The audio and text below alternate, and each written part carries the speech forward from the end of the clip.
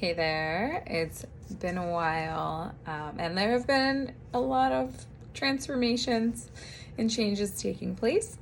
So I wanted to come on and just connect and just kind of catch up and talk about some things. I'm not sure if it's because of where I'm at right now, and I'm currently hanging out with my Doga dog, where it's a friend of mine's dog.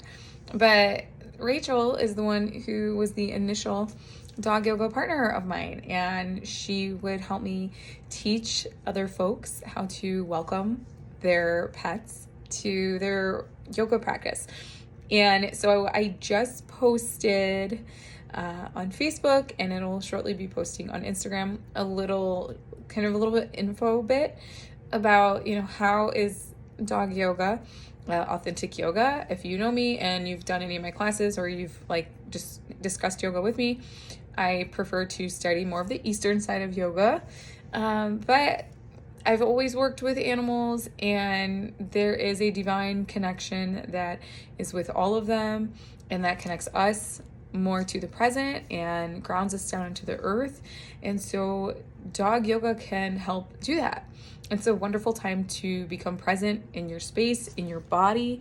You're becoming more aware of yourself and them, because you get to learn how to read, your dog a little bit more and bond with them, and start to understand some of the quirks and just different things that go on with dogs. So it's definitely more than just, playful poses, although that can be nice. It's nice to bring joy, and play and joy are important, and they definitely come to that practice.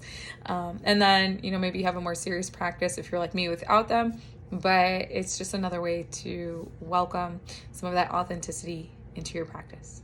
So if you are looking into that more, if you have questions, definitely DM or shoot me a message or leave a comment or whatever. But I am a bit sleepy when I'm recording this, so I have to slow my thoughts down.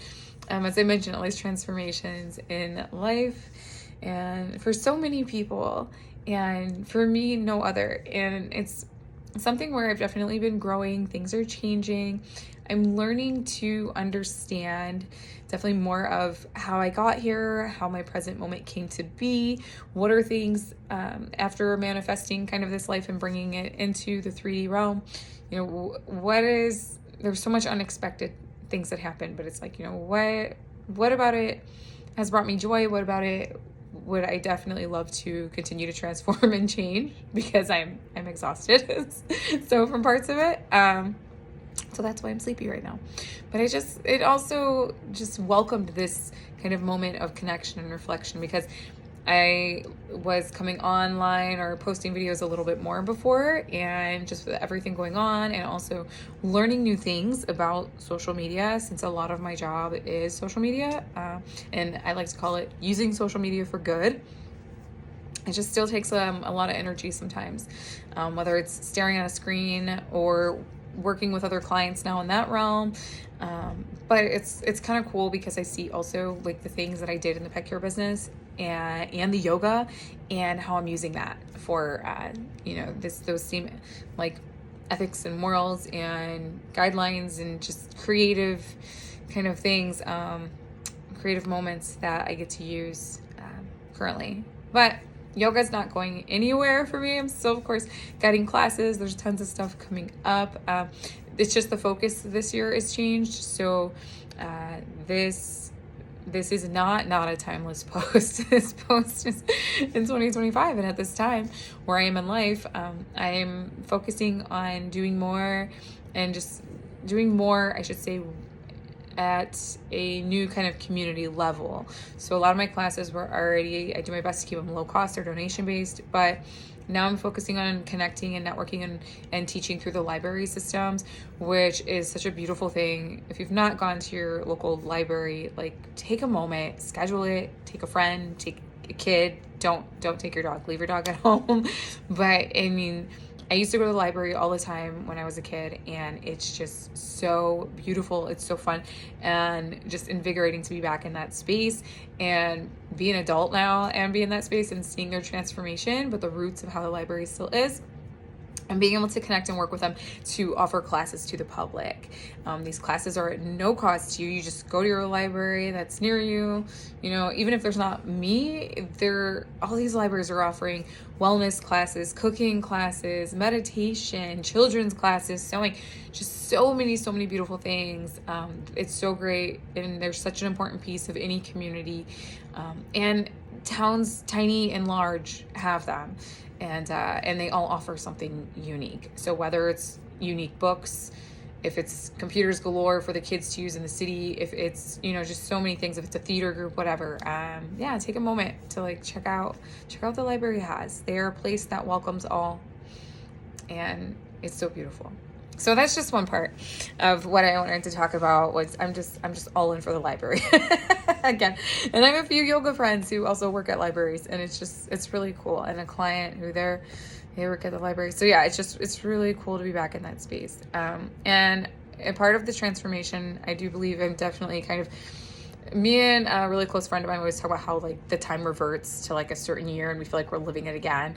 And it makes me think of, you know, there are situations and things that happen, and, you know, God and universe, you know, that will use those situations and things that happen to prepare you for the next, which is generally just kind of like a bigger version of what you went through the first time. Just sometimes it can be like on steroids, and a little bit of that feels like it's happening. And so now I feel like things have reverted like back to like 2019, 2020 for me. And it's like scary, it's exciting, it's like trusting in something outside of myself, and once again, it's exhausting. So with that though, something really cool that I also wanted to share was I got to find a little place. I got to spend just a moment's time today in a space that like brought me to like happy tears, and that was really nice, which was a little piece of France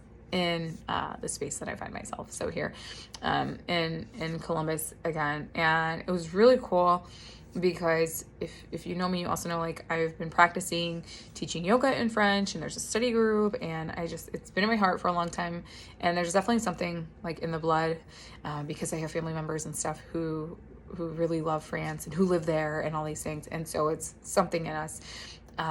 And so I got to try out a couple things, and I'm just so grateful of like all the time that the shop that they gave me today, I got to sample some beautiful things, enjoy the scents of some beautiful things, and I totally recommend it. Like whether you are just like a fan of France or European types things, if you're someone who is practicing or speaks French and you want a little adventure or trip and you find yourself in Central Ohio, like definitely go check this place out. It's already got like a little space in my heart.